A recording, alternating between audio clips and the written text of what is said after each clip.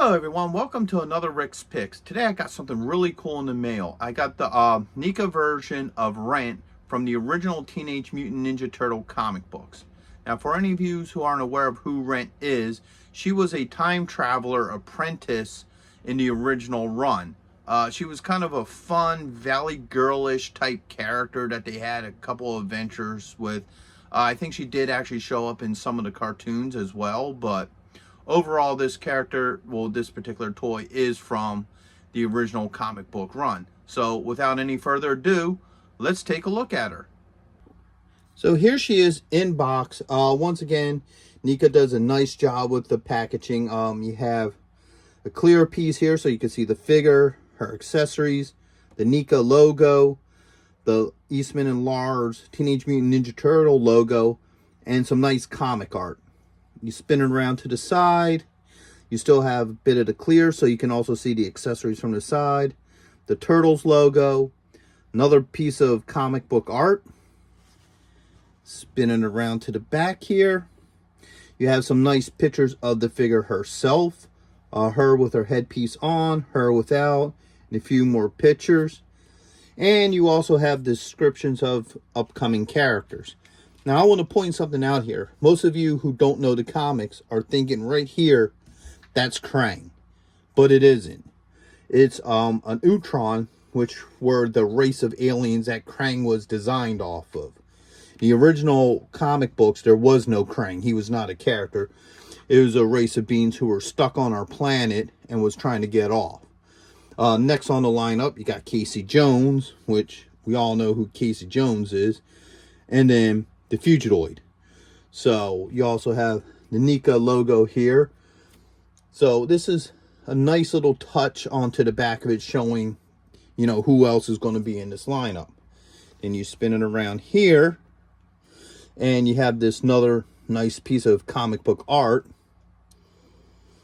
And you spin it around once more. You got the front. You have the top, which is clear here. The Turtles logo. And then the bottom, you have your legal. Now, most of you are probably sitting here saying, Rick, there's a problem with this. Why is she red? Because any of us who read the original comic books know that Rent's outfit was actually blue. Matter of fact, if I put her aside here, I actually have the original comic where she appears in, which is number 8 of the original Eastman and Lars Teenage Mutant Ninja Turtle series. And she's in blue. And she also showed up a couple of times in some of the earlier cartoons, and she was blue in there. So I did a little research. The reason why they went with the red was because early 2000s IDW released a comic book series called Turtles Color Classics, which they took a bunch of the original books and colored them in. And she was red in that. And also, the inside was colored. So if you look in the original Turtle comics, they were all black and white books. Only the covers were colored. So I'm thinking it was probably easier for them to make her red, because inside the book, you already had colored pictures of her in the red. So like the red and here. So it might have been just easier for them, for packaging wise, to use something that was already colored in, opposed to trying to color in a black and white picture.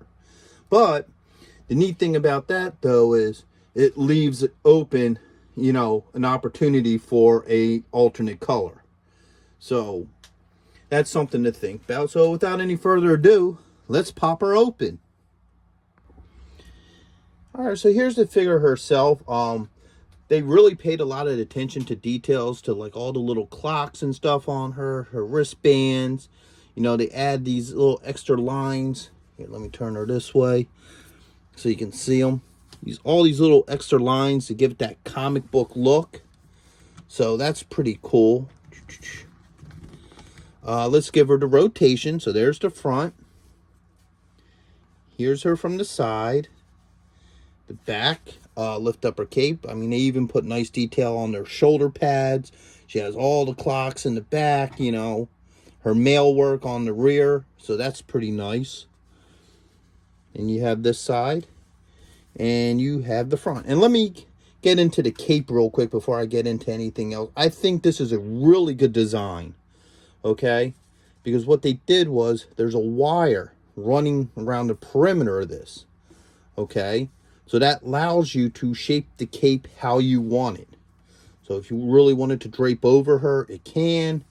If you want to try to do something to where you take the cape and move it in front of her like this and like that or whatever, you know, you can have something like that to where it looks like it's half around her or whatever you want to do with it. I think that's a neat feature, because with a lot of your figures, you know, either A, they have a vinyl cape which kind of just sits in whatever pose it was designed in, or you just have a plain cloth cape. So this was a neat idea. I would like to see more of that with capes, because it really, you know, allows for you to, you know, pose and what have you with it, you know, with a little bit of work. So let's start getting back into the articulation of the figure. So her head's on a ball joint. Spin this around like that. She has a shoulder joint. She has a swivel here as well, so you can actually bend that. She has an elbow joint, which is a double joint. And then you also have a wrist joint. Now, you lift the arm up, you have a thigh joint, a double knee joint, and you also have an ankle joint. So, get that cape out of her face. There we go.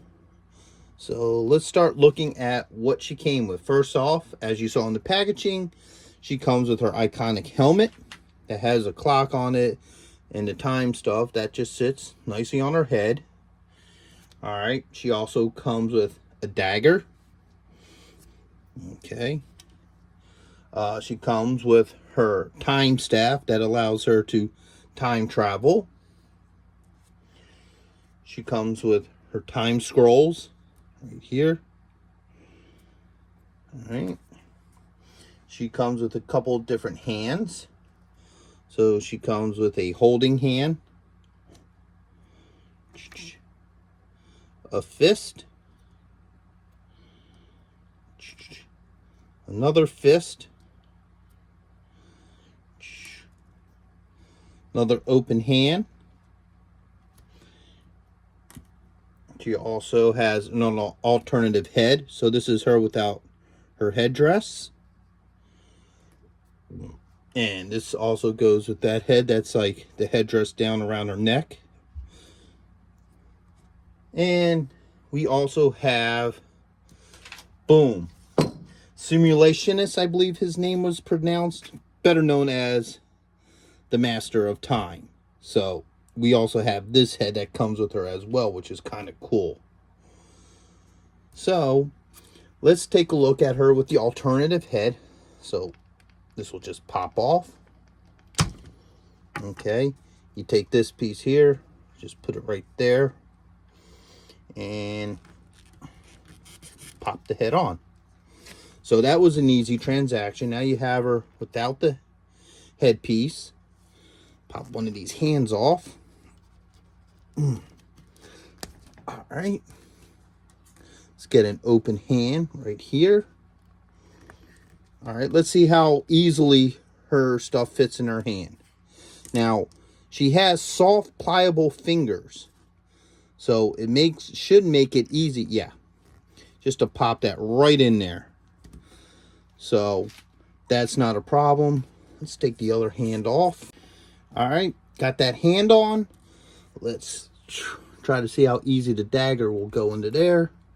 Very easy, okay. And I forgot she has an upper torso joint as well. So there she goes. That's her with all her accessories. So I hope you liked this review. If you did, hit a like, share, subscribe, and, you know, leave a comment. I'm happy to hear from you folks. And if you like this, also check out some of my other turtle reviews that I have in my playlist. So with that being said, have a good one, folks. Late.